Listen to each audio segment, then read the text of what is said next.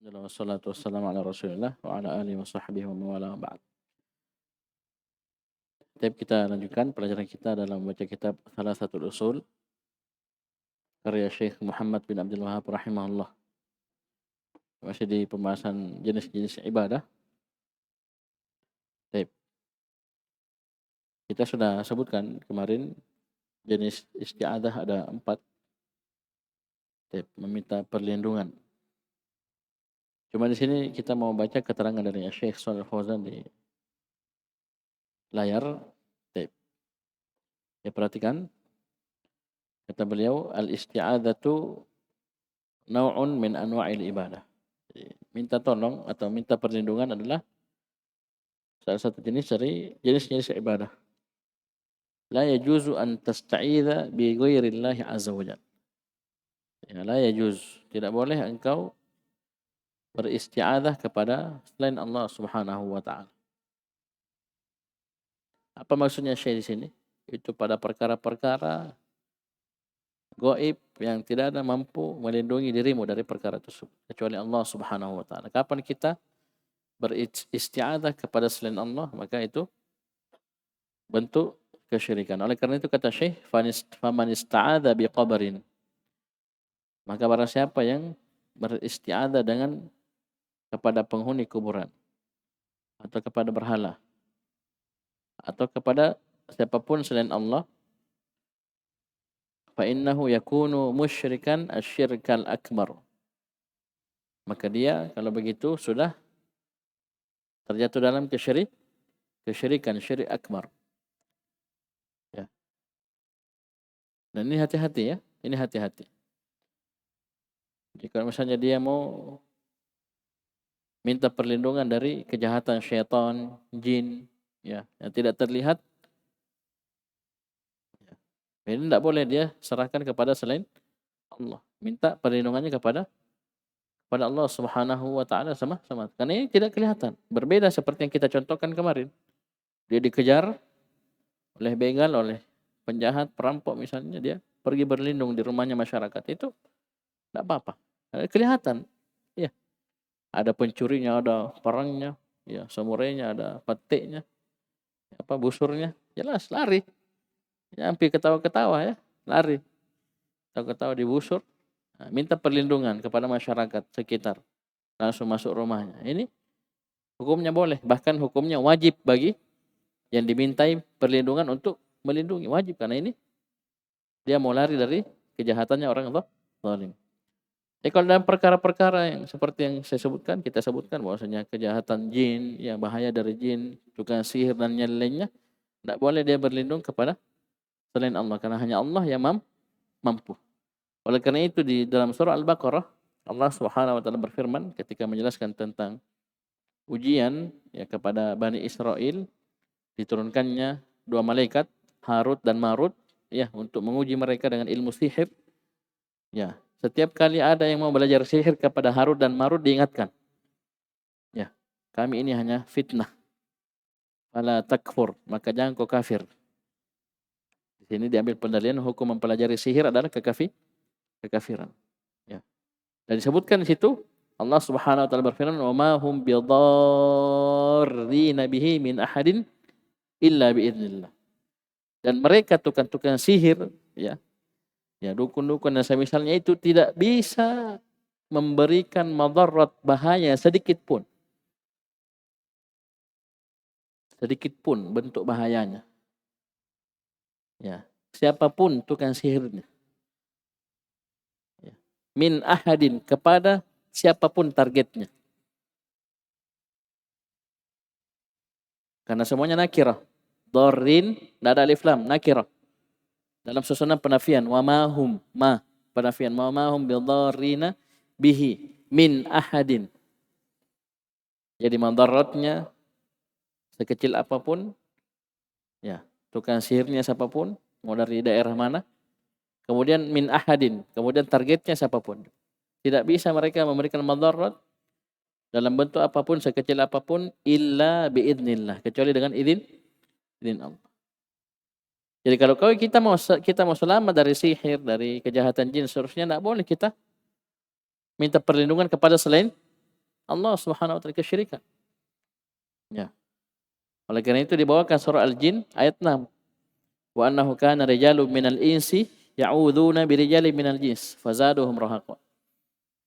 Ini kejadian di zaman dahulu. Ada sekelompok manusia yang minta perlindungan kepada sekelompok jin.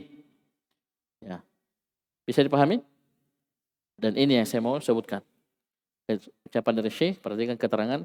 Kanal Arabu fi jahiliyatihim. Dahulu orang Arab dalam masa jahiliyah mereka, idza nazalu fi makanin minal ard, ya, kalau mereka singgah di sebuah tempat, ya, mereka bilang, yaqulu ahaduhum, salah seorang di antara mereka akan berkata, a'udzu bisayyidi hadzal wadi. Saya berlindung kepada sayyidnya, bosnya, pimpinannya yang menguasai lembah ini. Apa maksudnya sayyidi hadzal wadi? Ai kabir jin, bosnya jin yang ada di situ. Kan kalau bosnya melindungi, ya, anggotanya, anak buahnya tidak berani macam-macam.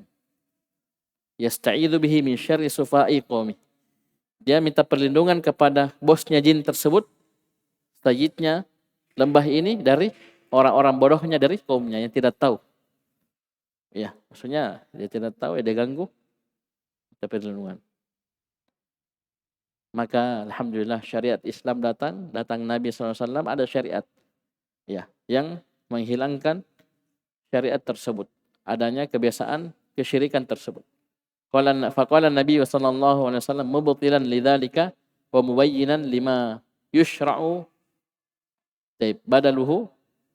Maka Nabi sallallahu alaihi wasallam bersabda membatilkan hal tersebut dan menjelaskan apa yang disyariatkan, ya, sebagai gantinya. Ini yang kita sebutkan kemarin, man nazala manzilan, barang siapa yang singgah di sebuah tempat. Faqala, kemudian dia berkata, berdoa, a'udzu bikalimatillahi tammati min syarri ma khalaq. Ini saja dibaca. A'udzu bikalimatillahi tammati min syarri ma khalaq. Ringkas doanya. Dia singgah di sebuah tempat dimanapun, kapanpun. Ya, dimanapun dan kapanpun. Ya, karena di sini Nabi menjelaskan tempat apapun, tempat singgah, kalau bahasa ininya manzilan, tempat singgah. Dia singgah di sebuah tempat apapun, manzilah nakirah dalam susunan syarat man, ya, berarti tempat apapun, dimanapun, kapanpun. Dia bilang a'udzu bikalimatillahi tammati min syarri ma khalaq, maka apa jaminan dari Nabi? Lam yadhurruhu syai'un, maka tidak ada satupun yang bisa memberikan bahaya kepadanya. Syai'un nakirah dalam susunan penafian.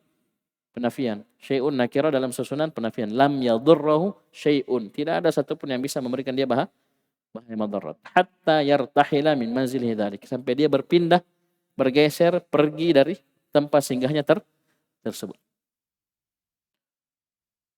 Ya. Jadi tidak harus musafir.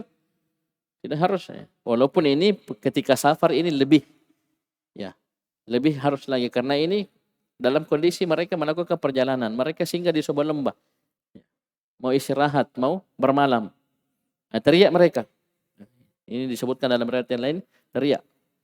Ayo, dia panggil ini bosnya jin, baru minta perlindungan. Supaya ketika mereka istirahat singgah di situ, bikin tenda apa semua, tidur, tidak ada yang ganggu dari jin. Anggotanya itu tadi, jin, bosnya jin tadi. Ya, kita tidak usah khawatir seperti itu. Kita cukup ucapkan a'udzu bikalimatillahi tammati min syarri ma khalaq. Sehingga di pom bensin kita mau pergi buang air, pergi makan, pergi ini, baca ini. Ya, pergi. Ya, paham ini? Dan kita harus yakin bahwasanya Allah Subhanahu wa taala Maha mampu melindungi kita. Apalagi kita hafal ayat tadi, wa ma hum bidarrina bihi min ahadin illa biidznillah. Tukang sihir saja yang jelas-jelas penyihir, tukang sihir itu hanya bisa memberikan madarat kepada targetnya dengan izin Allah. Kalau tidak ada izin, tidak bisa. Ya, tidak bisa. Baik. Bisa dipahami? Dan inilah pengganti yang sahih. Ya, pengganti dari apa yang biasa dilakukan oleh orang-orang jahiliyah.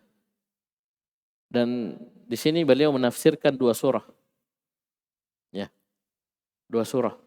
Yang ini isinya permintaan perlindungan yang diturunkan kepada Nabi SAW ketika beliau kena sihir. Ya, ini jangan kaget ya. Ini orang kalau pakai akalnya, ya berputar lagi otaknya. Masa Nabi kena sihir? Ada dalilnya. Silakan baca sebab turunnya 2 surah ini. Qul a'udzu birabbil falaq dan qul a'udzu birabbin nas. Ya. Waktu dahulu kita belajar Sahih Bukhari ada lewat.